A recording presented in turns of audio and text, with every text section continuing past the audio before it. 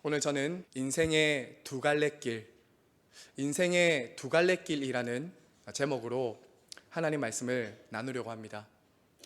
여러분, 우리나라는 새해를 시작하면서 서로에게 이렇게 복을 빌어주며 인사하는 좋은 문화가 있습니다. 그렇죠?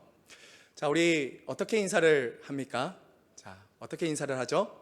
새해 복 많이 받으세요. 우리 한 번 더 할까요? 시작. 새해 복 많이 받으세요. 네, 감사합니다.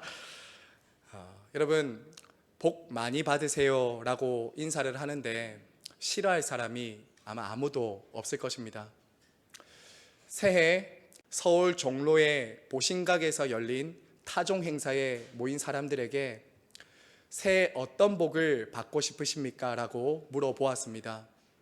그러자 다양한 답변들이 나왔는데요. 어떤 분은 이렇게 말씀하셨습니다. 올해는 가족들이 아프지 않는 좀 건강의 복을 받고 싶습니다.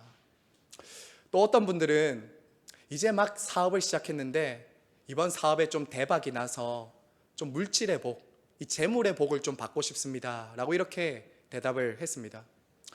또 젊은 청년들은요, 이번에 좀 원하는 곳에 취업을 해서 좀 내가 잘 되는 그런 취업의 복을 받고 싶고, 또 결혼할 수 있는 배우자를 만나는 또 만남의 복을 받고 싶습니다라고 그렇게 사람들은 이렇게 대답을 했습니다.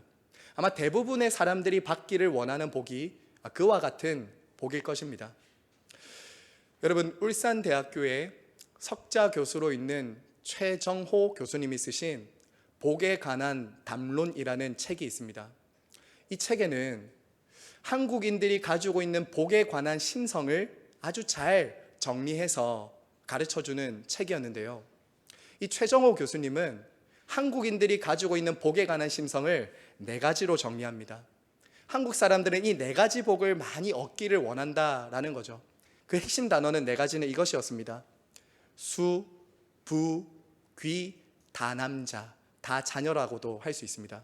수, 부, 귀, 다자녀. 수는 장수죠. 부는 물질입니다. 귀는 명예입니다. 그리고 마지막 다남자, 다자녀는 이러한 복들을, 앞서 나온 이러한 복들을 자자손손 물려주는 복을 받는 이 자녀의 복을 원한다. 이 한국 사람들이 가진 심성이, 복에 관한 심성이 그와 같다라는 것이죠. 자, 여러분은 지금 어떤 복을 받기를 원하십니까? 여러분은 새해를 시작하시면서 나는 정말 어떤 복을 받고 싶으십니까? 여러분이 정말 간절히 원하고 바라는 복이 무엇일까요? 사랑하는 여러분, 이 땅을 살아가는 성도들을 많은 것으로 정의할 수 있겠지만 저는 오늘 말씀을 기준으로, 오늘 말씀을 통해서 성도가 어떤 사람이다라고 정의를 내리기를 원하냐면요, 성도는 이 세상과는 다른 복의 기준을 가진 사람들, 성도는 이 세상과는 다른 복을 받은 사람들이라고 정의를 내릴 것입니다. 아무리 이 땅에서 잘 먹고 잘 사는 복을 받았다 할지라도 그가 하나님이 주시는 복이 없다면 그는 참된 복을 받은 사람이라 할 수 없기 때문이죠. 그럼 여러분, 성경이 말하는 복이 무엇일까요? 성경은 무엇을 복이라고 말할까요? 오늘 말씀은 진정으로 복받은 사람이 어떤 사람인지를 저와 여러분에게 가르쳐주고 있습니다. 특별히 저는 오늘부터 3주 동안 이 시편 1편의 말씀을 가지고 함께 강해를 할 텐데요, 하나님께서 새해를 시작하는 저와 여러분에게 이 하나님이 주시는 복, 이 하나님이 주시는 복을 받는 모든 복 있는 사람들이 되는 은혜를 주시기를 간절히 바라고 소망합니다. 자, 여러분, 오늘 말씀, 오늘은 1절 2절을 중심으로 볼 텐데요, 오늘 말씀을 보시면 인생에는 두 갈래 길이 있다라는 것을 보게 됩니다. 우리 1절과 2절을 다 함께 한 번 더 읽도록 하겠습니다. 시작.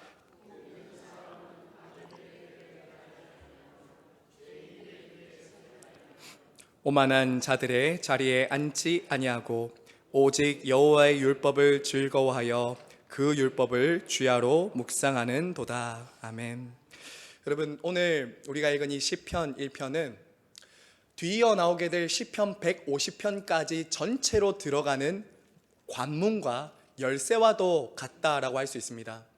그러니까 오늘 이 시편 1편은요, 나중에 나오게 될 나머지 149편을 요약하는 것, 모든 교훈을 요약하고 정리하는 것이라고 해도 과언이 아닙니다.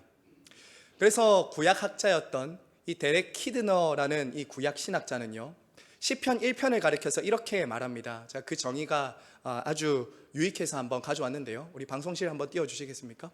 네. 시편 1편을 가리켜서 이렇게 말합니다. 한번 같이 읽어볼까요? 시작. 시편 1편은 모든 시편의 문지기와 같다. 이 시편은 하나님의 말씀 안에서 기쁨을 찾는 것이 복된 삶의 열매임을 선포하며 두 길 중 하나를 선택하라는 도전을 준다. 네. 여러분, 오늘 이 시편 저희가 함께 읽었던 말씀에는 두드러진 이 문학적인 특징이 있습니다. 이 시편이 시지 않습니까? 시거든요. 그런데 이 시편에는 굉장히 독특한 하나의 두드러진 구조가 하나 있는데, 그것은 바로 이것입니다. 대조법입니다. 대조법이요. 여러분, 한편에는 복 있는 사람들, 의인들이 있습니다. 또 다른 한편에는요, 악인들, 죄인들, 오만한 자들이 있습니다. 그리고 또 어떤 대조가 있습니까? 이 시편에는 시냇가에 심은 나무가 있고요, 바람에 날리는 겨가 있습니다. 그리고 마지막에 보시면 악인들과 죄인들이 받게 되는 심판이 있고, 의인들과 복 있는 사람들이 받게 될 복과 영광스러운 상이 약속되고 있습니다. 이처럼 이 시편에는 두드러지게 두 분류가 대조되고 있다라는 것이죠. 여러분, 이것은 우리에게 무엇을 가르쳐 주는 것일까요? 바로 우리가 살아가는 데는 선명하게 두 길이 있다는 것입니다. 두 부류가 존재하고 있다라는 것이죠. 성경은 이 세상을 살아가는 많은 사람들이 살아가고 있지만 딱 두 길을 걸어가는 사람들이라고 말합니다. 다른 길이 없습니다. 저와 여러분, 오늘 이 아침에 예배드리는 저와 여러분도 나이가 다르고, 취미가 다르고, 직업이 다르고, 성향이 다르고, 소득이 다르고, 모든 것이 다 다릅니다. 다양합니다. 하지만 성경은 딱 두 길 중에 한 길을 걷고 있는 사람들이다라고 저와 여러분을 규정하고 있습니다. 여러분, 오늘 이렇게 두 길이 어떤 길이냐? 그러면 우리가 가고 있는 두 길은 어떤 길인가? 바로 복 있는 사람, 의인들이 걷는 길과 죄인들과 악인들이 걷는 길, 이 두 길이 있다는 것이죠. 저와 여러분은 이 두 길 중에 어떤 길에 속해 있고 어떤 길을 걷고 있는 과정 중에 있습니다. 여러분, 이것은 매우 중요한 문제입니다. 왜 이것이 매우 중요하냐면요, 이 세상에서는 저와 여러분을 소득이나 직장이나 지위나 신분, 이런 것들로 구분하고 대조짓고 사람들을 평가하고 분류시키지만, 하나님은 그런 것으로 사람을 규정짓거나 구분짓지 않는다는 거예요. 구분짓지 않습니다. 이 대조는 단순히 집이냐 교회냐의 문제도 아닙니다. 단순히 단칸방에 사는가 100평짜리 아파트에 사는가 그 대조도 아닙니다. 이 대조는요, 영원한 복과 심판과 관계가 있는 것입니다. 그렇기 때문에 이 대조는 너무나도 중요하고, 내가 지금 어떤 길로 가고 있고 나는 어떤 길에 있는지 스스로를 돌아보는 것은 너무나도 중요한 것입니다. 여러분, 그래서요, 오늘 이 말씀에 나오는 복 있는 사람은 돼도 되고 안 돼도 되는 것이 아닙니다. 복 있는 사람들과 의인들이 걷는 길은 가도 되고 안 가도 되는 길이 아닙니다. 저와 여러분 모두가 가고 있어야 되고 그 사람이 되어야 됩니다. 자, 그러면 오늘 먼저 복 있는 사람이 가지 않는 길, 소극적이고 부정적인 길은 어떤 길인가? 자, 우리 1절 말씀을 다시 한 번 더 보겠습니다. 1절입니다. 시작. 복 있는 사람은 악인들의 꾀를 따르지 아니하며 죄인들의 길에 서지 아니하며 오만한 자들의 자리에 앉지 아니하고. 자, 여러분, 시편은 시라고 말씀드렸죠. 시입니다. 그래서 사실 한글 개역 성경은 이 시의 그 음유를 제대로 살리지 못하는 경우가 참 많습니다. 여러분, 이 시편 1편은 무엇으로 시작되냐면요, 한글 성경은 복 있는 사람은 이렇게 약간은 서술 형식 밋밋하게 시작하지만 원문은 감탄사로 시작합니다. 감탄사, 이렇게 시작하는 거예요. 와, 얼마나 복되냐, 이 한 단어로 시작한다고요. 와, 얼마나 복 있는 사람이냐, 야, 얼마나 행복한가, 이 얼마나 행복한 사람들인가 라고 저만 지금 감격하고 읽고 있는 것 같은데요, 한글 성경은 이걸 잘 안 나타내줘요. 감탄사라고요. 이야, 복되도다 이 사람들이여, 이렇게 시작하고 있다고요. 시는요. 여러분, 이 세상에서 여러분들이 어떤 사람을 볼 때 야, 저 사람 참 복 있다 라고 여러분 한 번씩 어떤 사람들이 감탄사를 내뱉을 때 있지 않습니까? 야, 저 사람 참 복 받았다. 주로 어떤 사람들을 볼 때 야, 저 사람 참 복되다 여러분 하세요?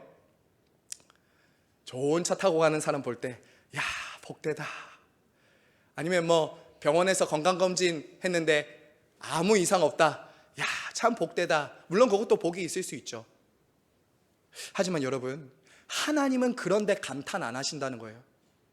오늘 말씀에서 하나님이 감격하고 감탄하는 것은 그런 것에 감탄하고 감격하고 계시지 않아요. 하나님이 인정하시는 복, 하나님이 인정하시는 그 감격과 감탄이 있는 인생은 우리의 생각하는 것과 너무나도 다르다라는 것입니다. 여러분, 여기서 우리가 복에 대해서 조금 더 생각해 보기 원합니다. 우리나라 말로는 복이 한 단어입니다. 그렇죠, 복 이거죠. 히브리어에는 복이라는 단어가 두 단어입니다. 두 단어요. 바라크라는 단어와 아쉬레이라는 단어, 이 두 단어가 복이에요. 자, 여러분, 그런데 이 복이라고 말할 때 이 복, 첫 번째 말한 이 바라크라는 복은 이런 복이에요. 하나님이 일방적으로 주시는 복, 하나님이 일방적으로 물질적으로 영적으로 어떤 사람에게 주시는 복을 말할 때는 바라크라는 복을 씁니다. 예를 들면 이런 거예요. 창세기 1장에서 하나님께서 사람을 창조하시고 복을 주시며 라고 하시죠. 이때는 바라크입니다. 그리고 하나님이 아브라함에게 너의 본토 친척 아비 집을 떠나라, 내가 복이 될 거다 라고 할 때는 하나님이 일방적으로 선언하시는 복이에요. 자, 그런데 여러분, 오늘 시편 1편에 나오는 복은 이 일방적인 복이 아닙니다. 아쉬레이예요. 아쉬레이, 다른 복이라고요. 일방적으로 선언되는 어떤 땅과 자손과 물질적인 복이 아니라는 거예요. 이게 아닙니다. 오늘 말씀에 나오는 이 아쉬레이라는 단어는 이런 뜻입니다. 주어진 상황이나 형편과 상관없이 누리는 내적인 행복, 내적인 행복, 올바른 삶의 결과로 따라 주어지는 복, 이게 아쉬레이입니다. 아쉬레이. 이 복은 정리하면 이런 거예요. 세상적인 물질적인 부유함이나 복이 아니라 하나님과 동행하며 그분의 뜻을 순종하는 사람들만이 받을 수 있는 복, 이 복이 아쉬레이예요. 그래서 여러분, 이 복은요, 이런 겁니다. 어떤 특정한 삶의 방식, 어떤 특정한 삶의 가치관을 가지고 걸어가는 사람들만이 받을 수 있는 복이 이 복이에요. 이 복이에요. 그럼 여러분, 오늘 말씀에서 복 있는 사람이 선택하지 않는 것, 어떤 것이죠? 어떤 길이죠? 세 가지가 있죠. 악인들의 꾀, 죄인들의 길, 오만한 자들의 자리를 이 복 있는 사람은 선택하지 않는 거예요. 가지 않음으로 복 있는 사람이라는 것을 증명하는 거예요. 여러분, 1절 말씀해 보세요. 다시 한 번 더. 그러면 무언가를 하지 않는다라고 3번이나 나오고 있습니다. 복 있는 사람은 부정적이고 소극적인 측면에서 무언가를 하지 않는, 거절하는 사람이다라는 거죠. 자, 여러분, 그리고 여기서 또 하나 흥미로운 것을 한번 보십시오. 점점 더 행동이 점진적으로 진행되고 있는 것이 보이죠. 자, 첫 번째 1절에 보세요. 걷다, 서다, 앉다. 점층적인 구조가 진행되고 있는 게 보이시죠? 즉, 가다가 서는 거죠. 그리고 그 서서는 어떤 걸 주목하는 겁니다. 그 주목하다가는 어떻게 해요? 그것에 주저앉아 사는 거죠. 주저앉아 사는 거예요. 저와 여러분이 살아가는 일상의 언어라고요. 가고, 서고, 앉는 것. 이거는 저와 여러분의 일상입니다. 그리고 매일매일 반복되는 일상이죠. 가고, 서고, 앉는 것. 이게 저와 여러분의 길이 된다고요. 가고, 서고, 앉고를 반복하면 뭐가 되죠? 삶의 습관이 됩니다. 삶의 방식이 돼요. 그리고 그것이 습관이 되고 방식이 되면 뭐가 됩니까? 내가 매일 살아가는 길이 되는 거죠. 길이 되는 거예요. 삶의 습관과 삶의 길이 되는 거죠.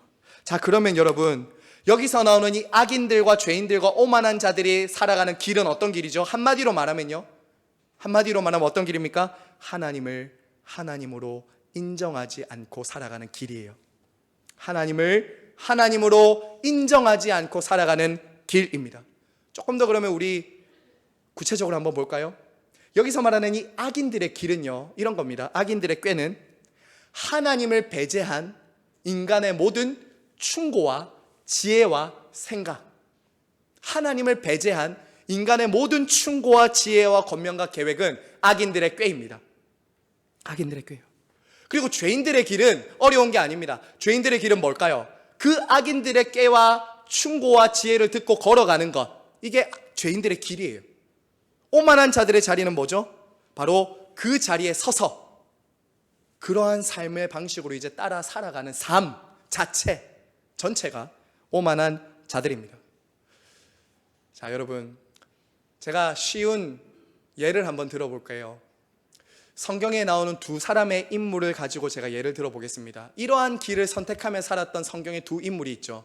대표적으로 제가 두 인물을 꼽으라면 저는 이 두 사람 꼽겠습니다. 롯과 삼손입니다. 이러한 삶을 따라 걸어갔던 두 인물은 롯과 삼손이에요. 여러분, 아브라함의 조카였던 롯은 어떻게 살았죠?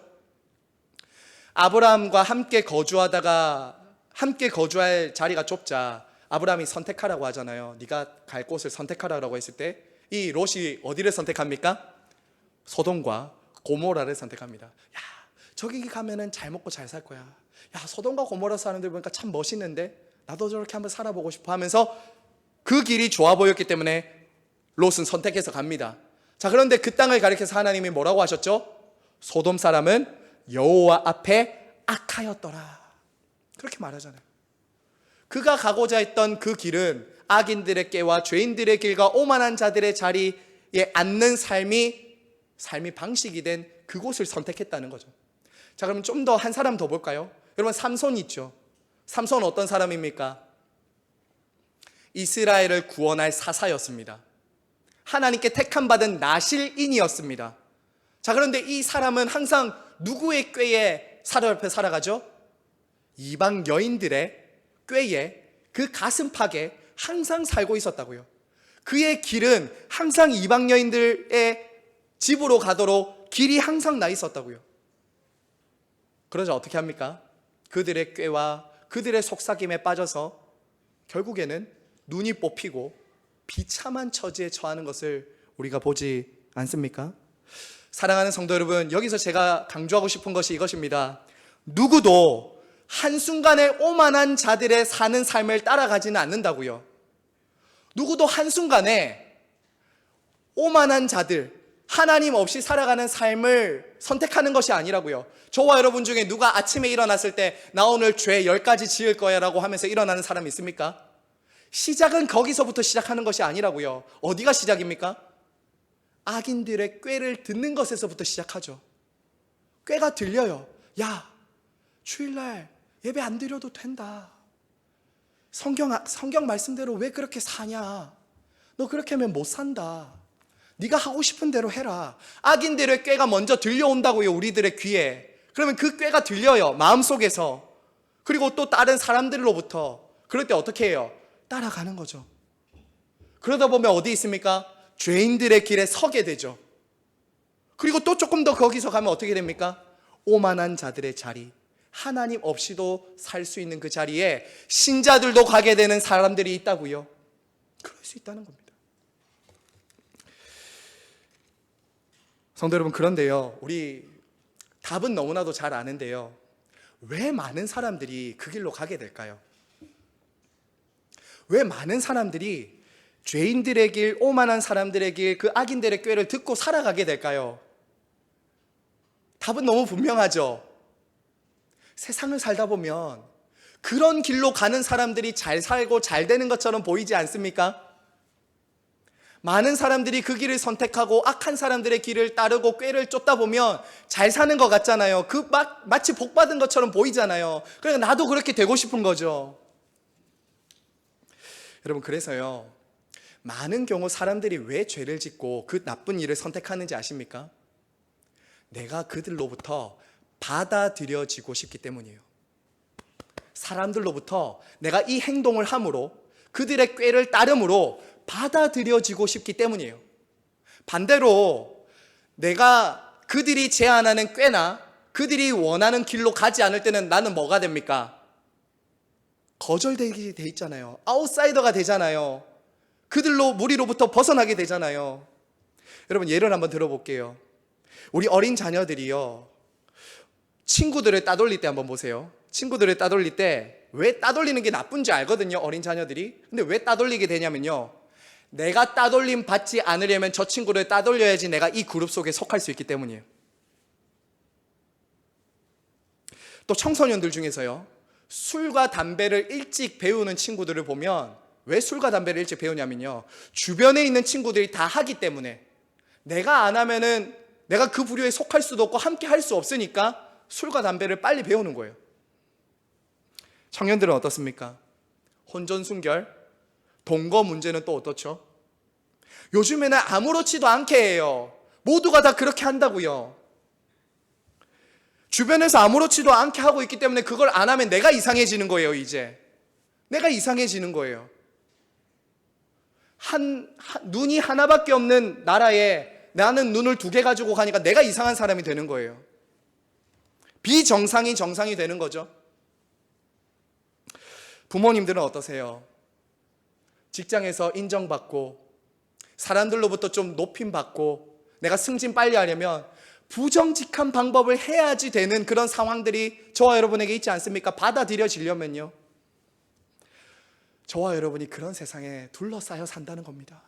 저와 여러분이 그런 세상에 둘러싸여 산다고요. 그래서 우리도 꾀와 유혹과 시험을 받습니다. 받아요. 하지만 여러분, 오늘 말씀은 뭐라고 말하죠? 그런 악인들의 꾀, 죄인들의 길, 오만한 자들의 자리를 복 있는 사람 성도들은 거절하는 사람들이라고요. 가지 않는 사람들이라고요. 여러분, 예수님을 믿은 이후에 어떤 변화가 있으셨습니까? 예수님을 믿고 나서 저와 여러분 안에 어떤 변화가 있으셨어요? 이런 변화가 아닐까요? 더 이상 그 길이 나에게 즐겁고 사랑스럽지 않고 불편해지기 시작하다는 거예요. 불편해지기 시작한다는 거예요. 전에는 아무 불편함이 없었고 아무 거부감이 없었고 부담이 없었던 그 자리들이 이제는 부담스럽고 불편해지기 시작하는 거예요. 왜 그럴까요? 생명이 들어왔으니까요.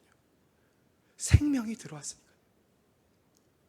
최근에 남성 그룹에 한 성도님이 이런 질문을 카톡방에 올리셨다는 것을 제가 조장님을 통해서 듣게 되었습니다.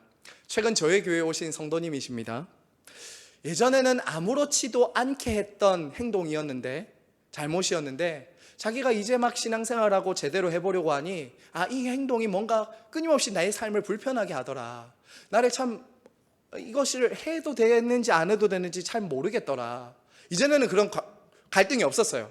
근데 지금 신앙생활 딱 하니까 여기에 대해서 뭔가 불편함이 있다라고 얘기를 하시더라고요.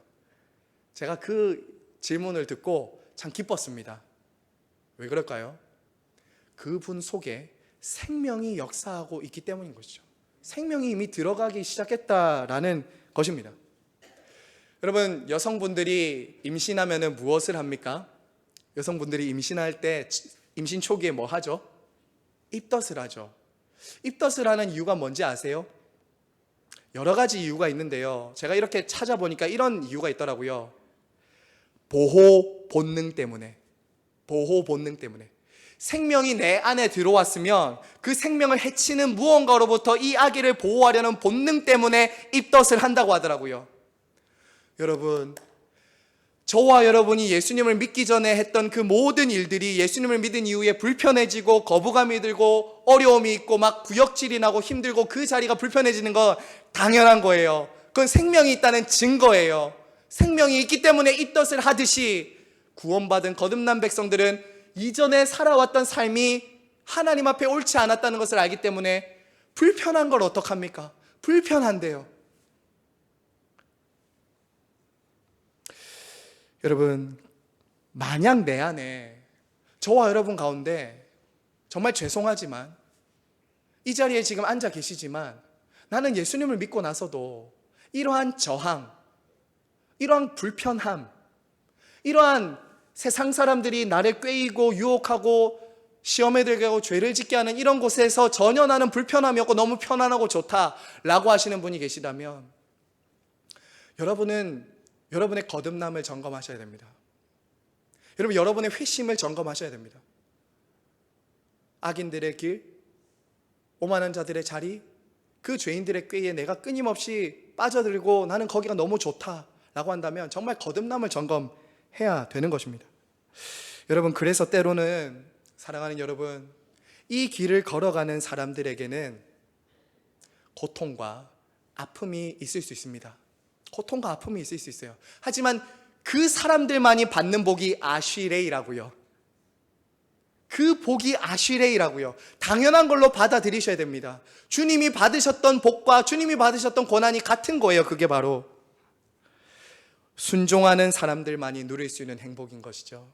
세상으로부터는 거절당하고 외면당할 수 있어도 주님으로부터는 받아들여짐을 받는 사람들이 누리는 안정감과 행복이 거기 있다는 거예요. 거기 있어요. 그리고 우리는 앞으로 이 시편을 묵상하면서 이 시편 1편 복 있는 사람이 누리게 될 그 결말까지 보게 될 것입니다. 그럼 사랑하는 여러분, 저와 여러분이 이 땅을 살아가면서 그 복 있는 사람의 정체성을 지킬 수 있는 방법이 뭘까요? 내가 복 있는 사람이라는 그 정체성을 지킬 수 있는 방법, 악인들의 꾀, 오만한 자들의 자리에 앉지 않을 수 있도록 나를 정결하게 지켜주는 그것이 뭘까요? 나를 정결하게 하고 죄의 유혹으로부터 지켜주는 것은 바로 따라서 한번 할까요? 하나님의 말씀입니다. 하나님의 말씀입니다. 자, 우리 2절 말씀 다 같이 한번 읽겠습니다. 2절입니다. 시작.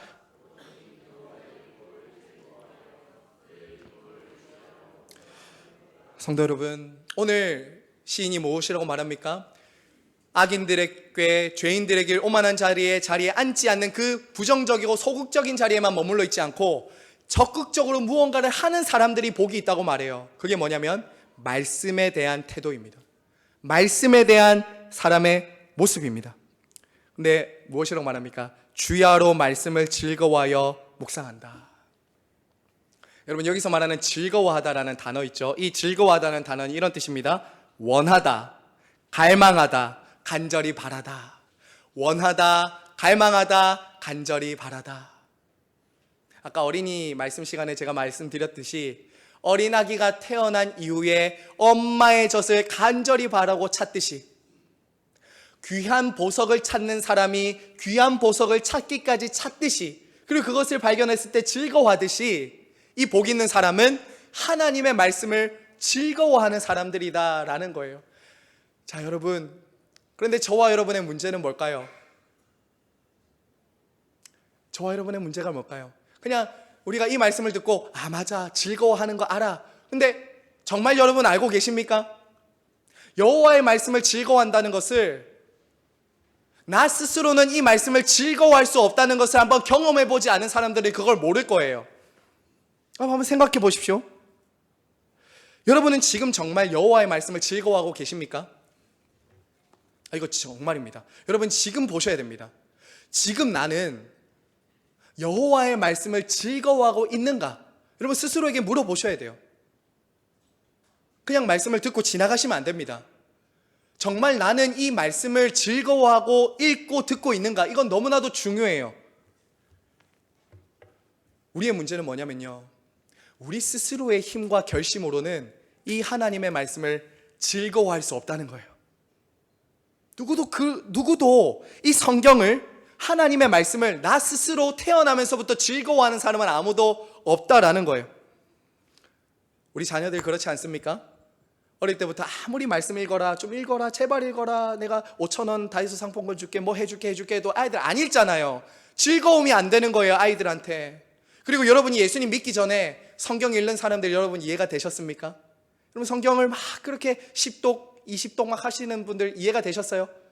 와, 그래 너 왜 그런 거 읽고 있노? 바람이나 쐬러 가자 이랬던 사람들 아니십니까? 그렇잖아요. 우리 스스로 즐거워할 수 없어요. 제가 지금 드리는 말씀은 이것입니다. 즐거움은 사랑이 노력해서 되는 것이 아닌 것처럼 저절로 되어진다는 거예요. 무언가를 즐거워하는 것을 여러분 억지로 즐거워하는 거 아니잖아요. 즐거움과 사랑은 억지로 애쓰는 것이 아니라 저절로 되는 것입니다. 저절로 되는 거예요. 그래서 하나님의 은혜와 생명이 우리 안에 들어와야 되는 거예요. 사랑하는 여러분, 저와 여러분이 스스로를 구원할 수 없는 것처럼 하나님의 말씀도 저와 여러분 스스로가 즐거워할 수 없습니다. 우리는 거기서부터도 구원받아야 돼요. 하나님의 말씀을 나 스스로 즐거워할 수 없구나. 우리 거기서 구원받아야 돼요. 말씀에 대한 변화, 이러한 변화는요, 예수 그리스도를 믿고 거듭난 사람들에게 하나님이 주시는 갈증과 굶주림과 은혜와 선물이라는 거예요. 여러분 이 선물 받으셨습니까? 여러분 이 선물, 이 생명이 정말 여러분 안에 있으십니까? 어떤 분들은 수면제로 성경을 읽으시는 분들이 계시다라고 들었는데요, 밤에 잠 안 올 때 이거를 베고 자던지 아니면 이거를 읽으면 수면제 역할을 한다고 성경을 읽으시는 분들이 계시다고 생각이 되는데요, 요즘처럼 스마트폰이나요 영상 매체를 통해서 너무나도 자극적인 것들을 많이 받아들이는 우리 자녀들에게 말씀이 사실 잘 안 들어갑니다. 말씀이 즐거움이 되지 않아요. 다른 즐거움과 다른 묵상거리들이 이 자녀들에게 그리고 우리들에게 여과 없이 스마트폰과 영상 매체를 통해서 들어온다고요. 그래서 토요일날 여러분 일찍 쉬셔야 돼요. 주일날 말씀 들을 때 여러분이 조금 이 말씀이 여러분의 즐거움이 되도록 토요일은 여러분이 정말 좋은 컨디션이 될 수 있도록 여러분을 관리하셔야 돼요. 여러분 저에게도 그런 말씀에 대한 변화를 줬던 기준점이 하나가 있었습니다. 제가 처음 성경책을 받았던 것이요 2001년이었습니다. 저희 아버지로부터 받은 성경책이었어요. 영어 성경 NIV 성경이었습니다. 예수님을 믿고 만난 후에, 제가 죽음 앞에서 예수님을 만나고 믿은 이후에 달라지는 것이, 정말 선명하게 달라지는 변화가 하나가 있었는데 그것은 이것이었어요. 말씀에 대한 저의 태도와 삶이 바뀌었다는 거예요. 그전에는 이것은 흥미로운 책이 아니었어요. 저도 만화책을 좋아하고 소설책을 좋아했습니다.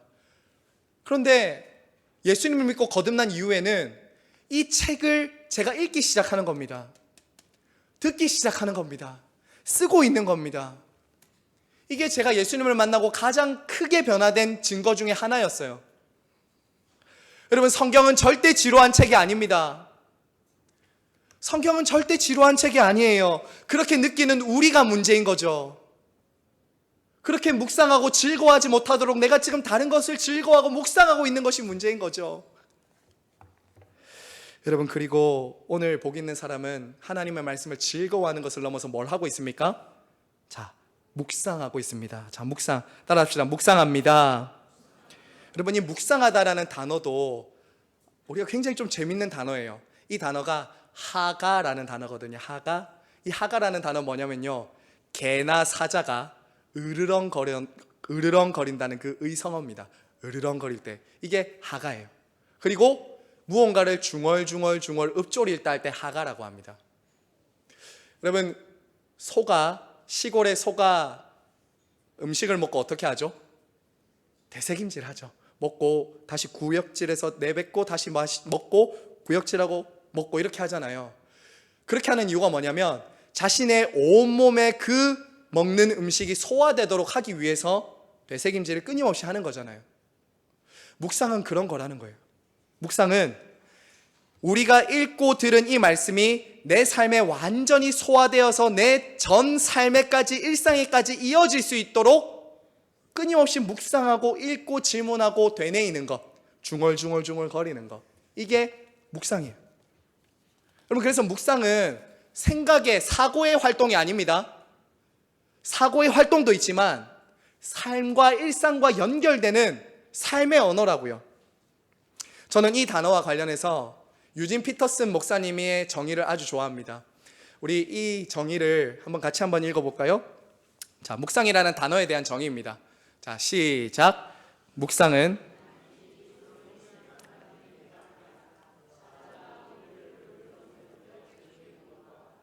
하나님의 말씀을 물고 뜯고 삼키고 다시 되새김질하면서 우리의 영혼에 새겨야 한다. 자, 유진 피터슨 목사님은 묵상이라는 단어를 그냥 읽는 정신활동이라고 생각 안 하고요, 자기의 것으로 뜯고 삼키고 되새김질해서 내 영혼에 새기는 활동이라고 말합니다.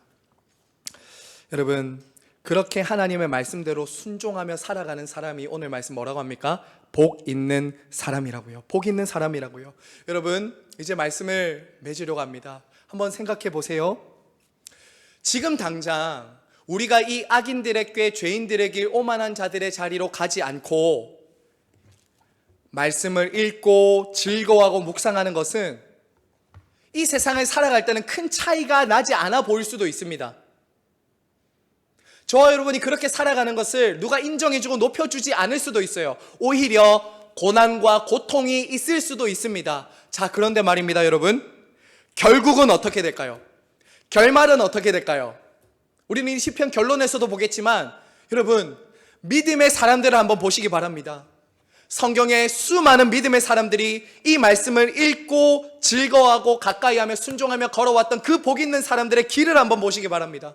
그들의 끝을 보시기 바랍니다. 아브라함, 다윗, 다니엘, 모세, 그리고 무엇보다 예수 그리스도를 생각해 보시기 바랍니다.